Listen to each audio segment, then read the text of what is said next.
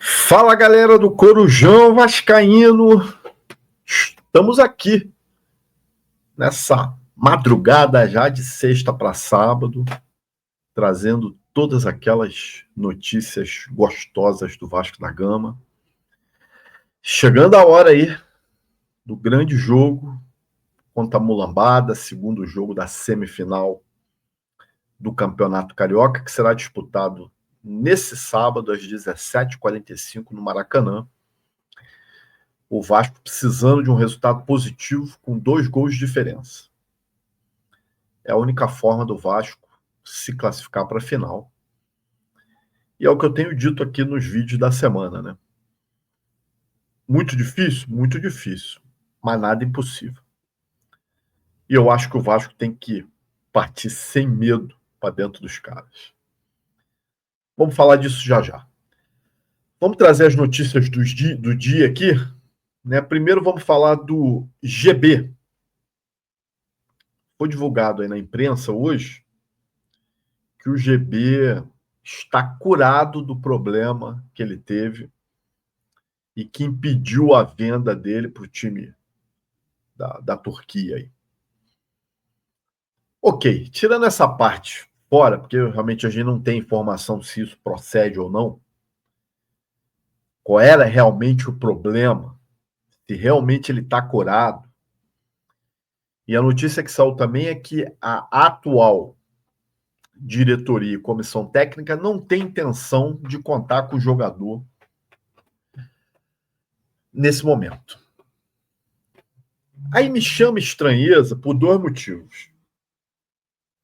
Primeiro, é um jogador da base ainda que poderia ainda estar no sub-20, porque ele tem 20 anos, então ele poderia ainda fazer toda essa temporada na equipe sub-20.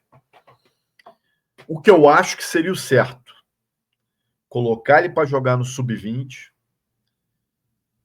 contando com a possibilidade dele ter um bom ano, jogar várias partidas para provar para o mercado que ele realmente está curado. Que não há nenhum problema físico com o atleta. Porque eu pergunto a vocês, qual é o time hoje que quer comprar o GB?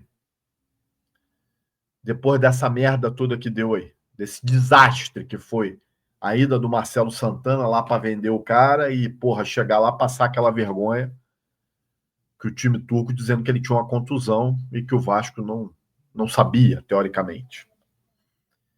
Então, acho que o certo seria isso. Porque já que ele não vai ter oportunidade no time principal, ainda mais agora que chegaram esses reforços aí, vai ser muito difícil colocar ele para jogar, tinha que voltar ele para o sub-20. Botar ele para jogar bastante. É um garoto que sabe fazer gol, é um garoto que tem valor. Eu acho que é um garoto que tem possibilidade de vingar. Agora, o principal, e que não aconteceu até agora, seria a diretoria do Vasco vir a público e explicar qual é a real situação do GB. O que de fato aconteceu. Deixar as claras. Aliás, a comunicação dessa gestão do presidente Pedrinho é muito ruim. Se eles pecam numa situação, em algumas, uma das situações é essa aí. A forma de se comunicar claramente com o público, com a torcida vascaína. E isso me admira muito, porque o presidente Pedrinho, ele antes de ser presidente, ele era um comunicador, ele era um comentarista esportivo. E eu acredito que durante esse período ele sabe muito bem o que é se comunicar com a torcida. E por que agora, estando presidente do Vasco, essa comunicação é praticamente nula? Só acontece aí quando pegam ele aí num evento, né? Ou quando tem uma apresentação do jogador, que aí o Marcelo Santana fala alguma coisinha ali, mas sempre muito cronometrado, né? Com perguntas, né, numeradas. Não é bom isso. Eu acho que a diretoria e o presidente Pedrinho deviam modificar isso aí. Eu coloquei uma notícia exclusiva hoje no X, né, na parte da tarde, que teve bastante repercussão, inclusive em outros canais, falando de um jogador, né, que está disputando o Campeonato Carioca, né, coloquei aí na tela para vocês darem uma olhada, que trata-se do Eduardo Churran. O nome dele não é esse, né, evidentemente, mas é o apelido que botaram ele de Churran. Jogador do Sampaio Corrêa, do Rio de Janeiro, 27 anos, que está fazendo um bom Campeonato Carioca pelo Sampaio Corrêa, inclusive contra a gente, naquele empate de 0-0, fez uma muito boa partida lá em Saquarema, e que o Vasco estaria monitorando o jogador para, de repente, após o Carioca, fazer uma investida. É um jogador que não é um garoto, né? Tem 27 anos, já teve passagem aí pelo ABC, pelo Goiás, jogou no Aparecidense também de Goiás. Você já rodou aí os clubes menores, né? Acho que o maior clube que ele jogou foi o Goiás. Teve no ABC de Natal também. Ou seja, é fato que o Vasco quer contratar mais um zagueiro para compor o elenco. Se é uma boa ou não, se é um jogador para o Vasco ou não, realmente eu não sei. Eu acho que é um jogador comum. Deve ser aí mais um Lucas Oliveira da vida, né? Mais um jogador aí, qualquer zagueiro aí que você possa imaginar e que já passou pelo Vasco sem muita expressão. O fato é que eu trouxe essa informação procede, o Vasco, ao final do Campeonato Carioca, e o Sampaio Corrêa ainda está disputando a Taça Rio, pode ser que o Vasco faça uma investida aí no jogador. Vamos aguardar.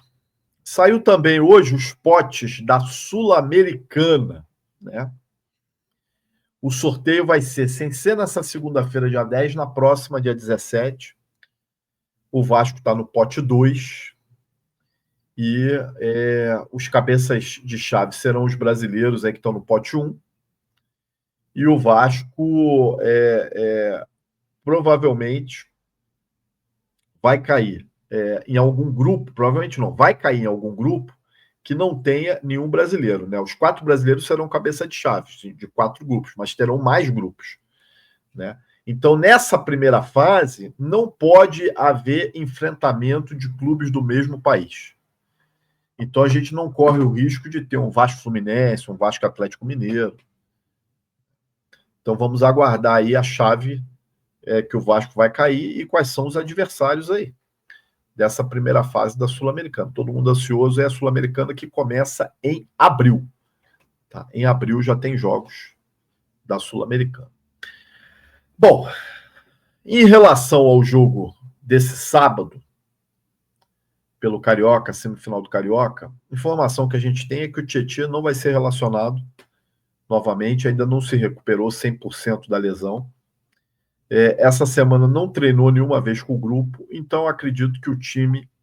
Eu acredito e espero que o time seja o mesmo que enfrentou o Nova Iguaçu. Com Léo Jardim, PH, JV Freitas, faltou o Piton aí na minha relação. Deixa eu incluir o Piton aqui, né? O Hugo Moura, o Paulinho, o Coutinho, o Ryan, o Nuno e o Verrete. Né? Eu acredito que e espero que esse realmente seja o time.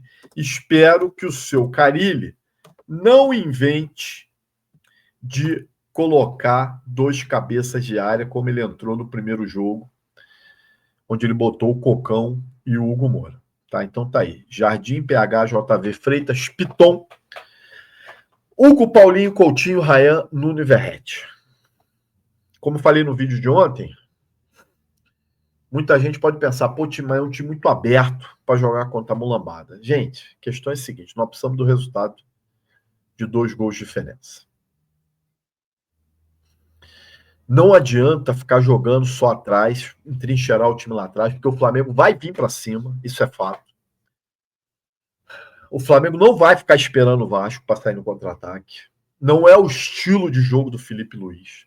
Não é estilo de jogo do elenco do Flamengo. Eles vão vir para cima.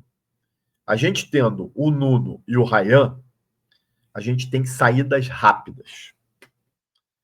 E eles também, acredito que com a vitalidade que eles têm, eles possam fazer uma recomposição no meio-campo ali quando a gente for atacado. É um jogo, se a gente quiser classificar, que a gente vai ter que correr risco. Não tem jeito. A gente tem 90 minutos para fazer 2 gols e não tomar nenhum. Ou fazer uma diferença de 2 gols. Pode ser um 3-1, 4-2. O fato é que, se a gente só ficar lá atrás, tomando sufoco do Flamengo, é certo que a gente vai levar um gol a qualquer momento, ou pode levar até uma sacolada. Não acho que a gente tem que sair tocando bola lá atrás. Não acho. Não é uma boa. Para mim é bola no verrete, disputar e tentar ganhar a segunda bola. Lá na frente. Eu acho que vai ser um jogo bastante físico. Talvez seja um início de jogo igual foi no jogo passado, um jogo nervoso, onde já no início do jogo, bastante pegado, né? Já com um monte de amarelo. Agora, eu acho, sinceramente, que o nosso bom jogo amanhã passa por uma boa apresentação do Coutinho. Eu acho que se o Coutinho tiver num dia inspirado, ele potencializa os outros jogadores. Ele potencializa o futebol do Nuno, ele vai potencializar o futebol do Ryan, vai potencializar o futebol do Paulinho. E dá confiança para o time. Eu acho que os nossos laterais amanhã, né, ou hoje, quando o vídeo for ao ar, já está no dia do jogo, os nossos laterais serão peças importantes também, não só pela marcação nos lados do campo, principalmente do lado do Piton, lá onde o Wesley ataca muito. O Flamengo deve ter a volta de um dos seus laterais esquerdos, né? Porque no primeiro jogo foi improvisado o Varela. Parece que o Ayrton Lucas vai jogar. É um lateral bastante ofensivo também. Então, eu acho que a ajuda na marcação, e aí o papel do Ryan e do Nuno vai ser fundamental também nessa recomposição. E na parte, no terceiro terço do campo, né, no ataque, a participação do PH, que tem uma vitalidade muito grande, e do Piton conseguindo chegar num bom espaço de campo onde ele consiga cruzar para o Verratti, que não deixa de ser uma arma boa para a gente também. Mas eu acho que, sinceramente, a nossa classificação no jogo de hoje contra a Mulambada passa muito pelo desempenho do Coutinho. Ele é o único cara ali que eu acho que pode fazer alguma diferença e, de repente, mexer um pouco com a cabeça dos caras. Então, eu espero que o Soucarilli tenha coragem de montar esse time para frente. Nossos jogadores entendam que uma classificação para essa semifinal muda muito no decorrer do ano do Vasco. Na questão de nos dar confiança, de disputar um título, eu acho que se a gente passa pela mulambada, vai ser difícil tirar esse título da gente. Eu acho que a final é amanhã, é hoje, no jogo de hoje. Passando pela mulambada, pegando o Fluminense, que já está virtualmente classificado, eu acho que vai ser difícil tirar esse título da gente. Eu acho que o Carille no vestiário tem que usar todas as armas possíveis para motivar essa rapaziada.